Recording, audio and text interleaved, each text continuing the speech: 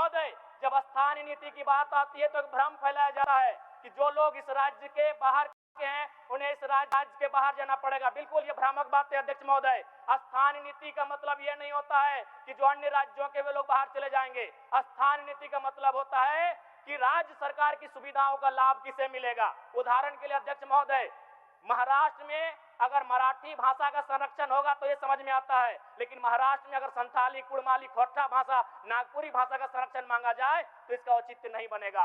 अगर केरल में ओणम और तमिलनाडु में पोंगल त्योहार की छुट्टी दी जाती है तो ये समझ में आता है। ठीक उसी प्रकार अगर झारखंड में उनकी छुट्टी मांगी जाएगी तो इसका औचित्य नहीं बनता है। तो स्थानीय नीति का मतलब होता है उस राज्य के लिए। महोदय, अगर स्थानीयता नहीं होती तो मान के चलिए पुलिस की बहाली निकलती और पूरा इंडिया एक होता तो पूरे हिंदुस्तान में पंजाब के लोगों का ज्यादा सिलेक्शन होता पुलिस में। और अगर पंजाब के लोग अगर अरुणाचल प्रदेश चले भी जाते पुलिस की बहाली में तो क्या विधि व्यवस्था का संचालन हो पाता।